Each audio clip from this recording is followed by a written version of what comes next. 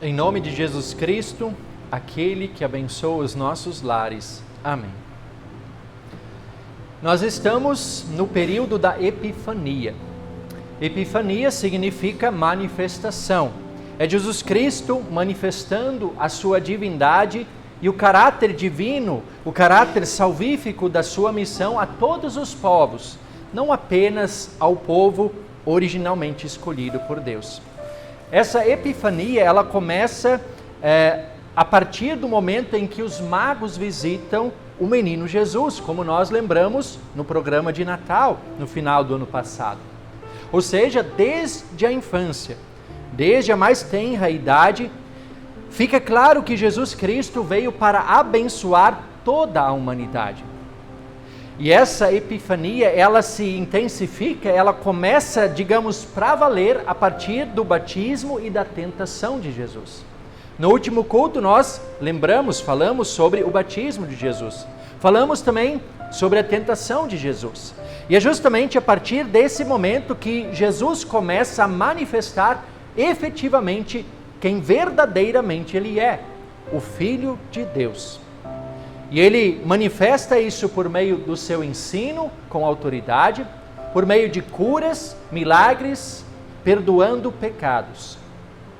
O evangelista João é quem registra a primeira manifestação divina de Jesus.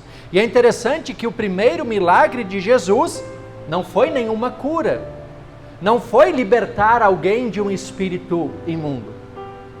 O primeiro milagre de Jesus foi transformar água em vinho. Curioso, não é? Por que será que Jesus fez o primeiro milagre transformando água em vinho? E há até quem diga que o único erro de Jesus foi transformar água em vinho. O que vocês acham? Já houve aqueles que se autodenominam apóstolos por aí que dissessem que o único erro de Jesus foi transformar água em vinho. Será que foi um erro? O fato é que Jesus realizou o seu primeiro milagre. E isso para que a sua natureza divina fosse revelada, como João deixa claro no relato do Evangelho, no capítulo 2. O relato do Evangelho de João é diferente dos outros 3 evangelhos. Isso fica claro já no primeiro capítulo. A narrativa natalina de João é diferente dos demais evangelhos.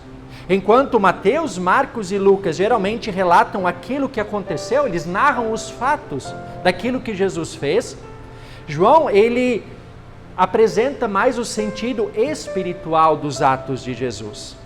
No Evangelho de João, Jesus revela-se ao mundo através de sinais.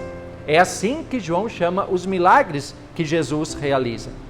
E não são apenas simples milagres, mas são atos que demonstram que Jesus Cristo é o Messias que haveria de vir ao mundo. Portanto, o objetivo deste primeiro sinal, bem como todos os demais sinais relatados por João em seu Evangelho, é mostrar que Jesus não é apenas um simples ser humano.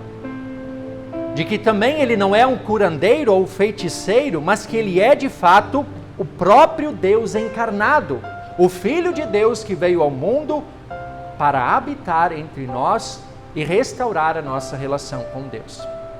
É interessante notar que João inicia o relato do seu evangelho apresentando temas relacionados a Gênesis. Isso fica claro no primeiro capítulo do evangelho de João, onde João ele faz menção à luz e à água, que foram elementos bem importantes na criação, lá em Gênesis.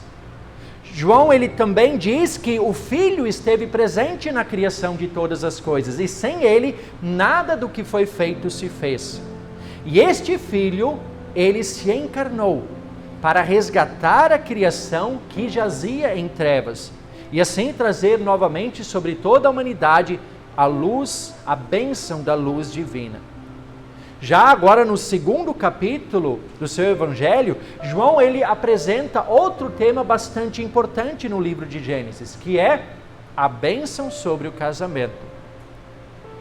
Deus percebeu que o homem estava só, e ele conclui que não é bom que o homem esteja só, por isso ele cria a mulher, uma auxiliadora, uma companheira que lhe fosse semelhante. E aí no fim ele diz: por isso o homem deixa o pai e a sua mãe, o pai e a mãe, e se une à sua mulher, tornando-se os dois uma só carne. Ali Deus institui o casamento. E agora João, ele narra, ele mostra que Jesus está presente em uma festa de casamento. E com isso fica claro que Deus continua ainda hoje aprovando o casamento, o matrimônio. E o sinal concreto disso é a presença do seu próprio filho naquelas bodas, naquele casamento em Caná da Galileia. Que privilégio teve aquele casal por ter um personagem tão ilustre, alguém tão ilustre presente naquela festa de casamento. É no casamento que homem e mulher têm a oportunidade de desfrutar momentos maravilhosos na companhia um do outro. Casamento é servir, é cuidar, proteger, amparar, é consolar-se mutuamente. Casamento é conversa, é diálogo, é planejar e construir, é plantar e colher, tudo isso em parceria, em conjunto.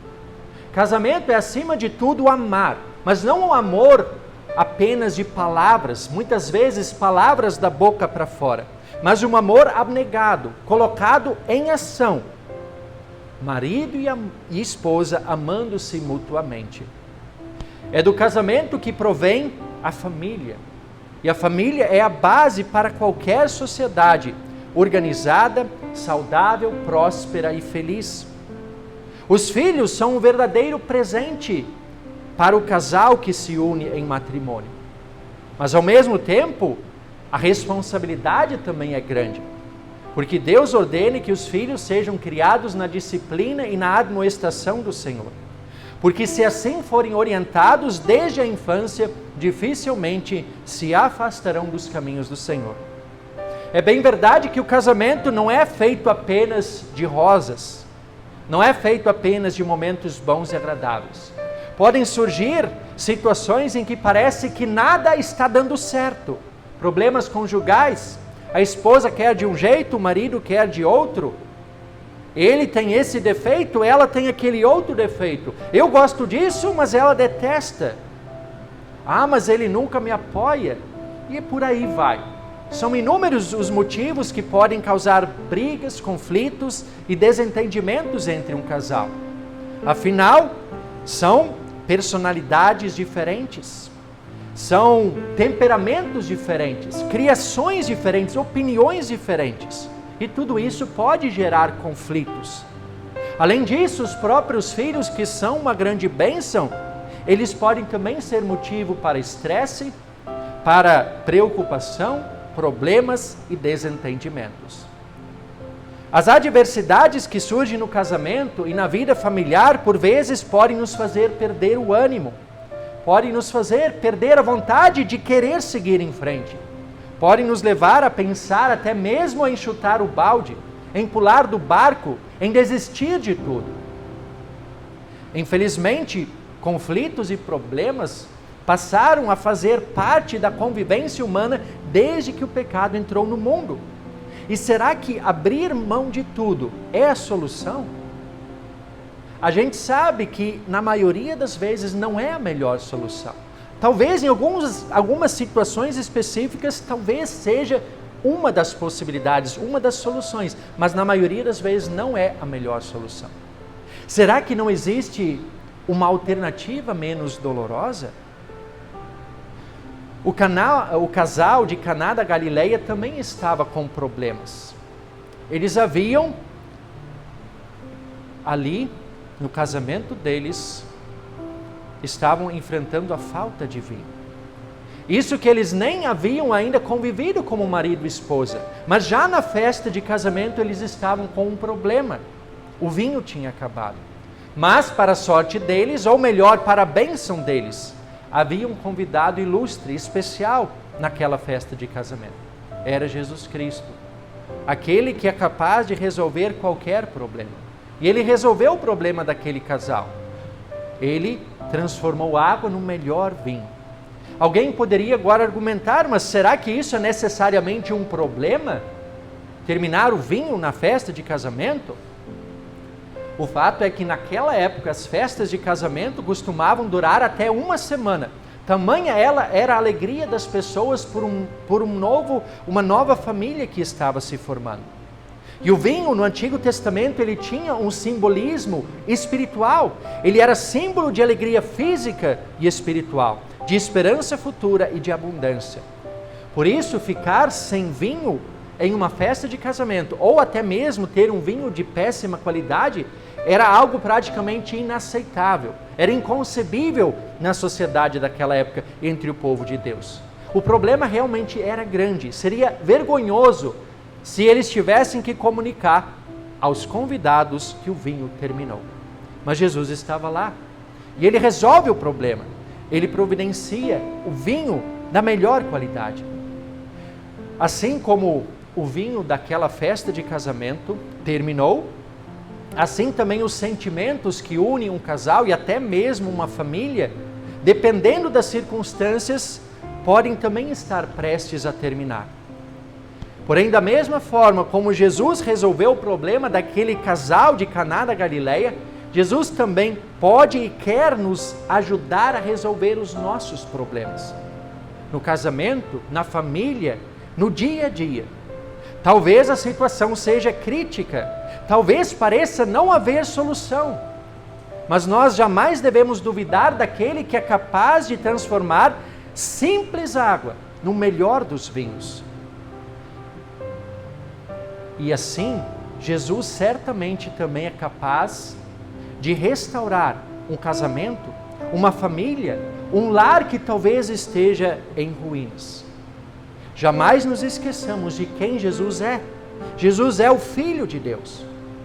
No Antigo Testamento, que foi lido hoje, Isaías capítulo 62, o texto fala do casamento entre Deus e o seu povo, onde Jerusalém é apresentada como a noiva. Deus, ele põe sobre si mesmo e sobre Israel os votos de casamento, apesar da infidelidade do povo de Israel. Deus é fiel a esses votos.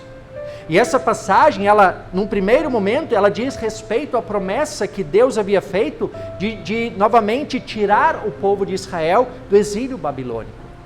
Mas amplamente essa promessa apontava para o envio do Salvador, que viria ao mundo para libertar toda a humanidade do exílio opressor do pecado. E novamente, apesar também da nossa infidelidade, Deus continua sendo fiel aos seus votos. Deus continua sendo fiel ao seu povo. E nós, os que cremos em Jesus, somos agora o seu povo do Novo Testamento. Nós somos a noiva de Jesus Cristo, pela qual Ele deu a sua própria vida. Assim como Jesus abençoou o casal de Caná da Galileia, Ele quer também abençoar a nossa vida, o nosso casamento, a nossa família, o nosso lar. Que as portas da nossa casa e do nosso coração estejam sempre abertas para Jesus. Através das leituras bíblicas, da participação aos cultos, através da oração. Quando nós estamos por meio destes meios conectados a Cristo, esses meios que o próprio Deus nos deixou, eles nos conectam a Cristo. E isso faz com que o Espírito Santo habite em nós e ele nos faz produzir os frutos necessários para que tenhamos uma vida santificada em nossos lares. A fé em Jesus nos dará forças para enfrentar e superar os problemas que inevitavelmente surgirão. Assim como Jesus perdoou a cada um de nós, pela fé nele também nós seremos capacitados a perdoar aqueles que convivem com a gente. E isso é muito importante no lar. O perdão é a base de tudo. Sem o perdão não existe relacionamento com Deus. Sem o perdão vai ser difícil sustentar uma vida no casamento, na família, em sociedade, em qualquer lugar. É pela fé em Jesus Cristo que poderemos ter de fato uma vida agradável ao lado das pessoas que amamos. E através dessa fé nós também seremos abençoados com o Espírito Santo, que produz diversos dons em nós, como lembra Paulo na carta aos Coríntios, capítulo 12. E esses dons nós iremos usar para servir e amar uns aos outros dentro do lar. E assim teremos de fato uma família feliz. E quando os nossos lares estão assim firmados em Jesus Cristo, se tornam realidade aquelas palavras que nós lemos hoje no Salmo 128. Quando o salmista diz: bem-aventurado aquele que teme o Senhor e anda nos seus caminhos. Você comerá do fruto do seu trabalho, será feliz e tudo irá bem com você. Sua esposa, no interior da sua casa, será como a videira frutífera. Seus filhos serão como rebentos da oliveira ao redor da sua mesa. Eis como será abençoado o homem que teme o Senhor. Que o Senhor o abençoe desde Sião, para que você veja a prosperidade de Jerusalém durante os dias de sua vida, e veja os filhos dos seus filhos, paz sobre Israel. Aqui está o segredo para a verdadeira felicidade. Temer, o temor a Deus, o temor ao Senhor. E essas palavras do salmista, elas não são uma receita para uma vida livre de qualquer dificuldade, mas elas nos ensinam o contentamento. É saber que nós teremos todo o necessário para a nossa vida aqui. A nossa vida no lar, a nossa vida em sociedade, a nossa vida aqui no mundo. E mesmo quando surgirem as dificuldades, nós podemos ter a certeza de que ao nosso lado está aquele que é capaz de nos ajudar e auxiliar em qualquer situação que seja. Essa é a verdadeira felicidade, é o contentamento, é temer a Deus, é ter Cristo como base da nossa família, do nosso casamento, da nossa vida. Quando Maria, a mãe de Jesus, foi até o seu filho naquela festa de casamento e comunicou a falta de vinho, ela deu um grande testemunho. Porque ela foi procurar ajuda naquele que de fato poderia fazer alguma coisa para mudar aquela situação. Hoje em dia, a gente sabe que famílias sofrem, pessoas sofrem. Às vezes o casamento está passando por dificuldades, a família está passando por dificuldades, e as pessoas às vezes vão procurar ajuda em diversos lugares, mas se esquecem de buscar ajuda junto daquele que realmente pode fazer alguma coisa para mudar a situação. Foi isso que Maria fez. E isso ela nos deixa como um exemplo. Que nós também, exemplo de Maria, possamos sempre procurar auxílio naquele que pode e quer nos ajudar em qualquer situação. E agora, para finalizar, eu retomo aquela pergunta que eu fiz lá no início. Será que Jesus errou ao transformar água em vinho? O que vocês acham? Errou ou não errou? Não, né? Quem somos nós para dizer que o Filho de Deus errou? Seria muita pretensão nossa. Mas sim, como eu disse no início, há alguns que se autodenominam apóstolos que já afirmaram que esse foi o único erro de Jesus Cristo. Mas não foi erro. E todos nós sabemos que também não há problema no uso consciente de uma bebida com teor alcoólico. O vinho é uma bebida com teor alcoólico. A Bíblia não condena o consumo, mas o que a Bíblia condena sim é o abuso. O abuso é condenado. Jesus não errou ao transformar água em vinho. E como foi dito anteriormente, já no Antigo Testamento, para o povo de Deus, o vinho ele era um símbolo de alegria física e espiritual, de esperança futura e de abundância. Ainda hoje nós usamos o vinho na Santa Ceia, pelo qual Jesus nos oferece o seu sangue derramado na cruz para o perdão dos nossos pecados. E nós o fazemos não porque nós decidimos isso, porque Jesus assim o instituiu. Mas antes mesmo de instituir a Santa Ceia, Jesus, ele fez justamente o seu primeiro milagre transformando água em vinho. Para a alegria daquele casal que estava ali celebrando as bodas e também de todos os convidados presentes naquela festa. Mas não apenas para alegrar eles naquele momento. Era mais do que isso. Era para que os seus discípulos crescem nele. João fala disso. E ao final do Evangelho também diz que não apenas este, mas todos os sinais que João relata é para que as pessoas cresçam que Jesus Cristo é de fato o Filho de Deus e para que cresçam, tivessem vida em seu nome. Esse é o objetivo do Evangelho de João. João deixa bem claro qual é o objetivo do seu Evangelho.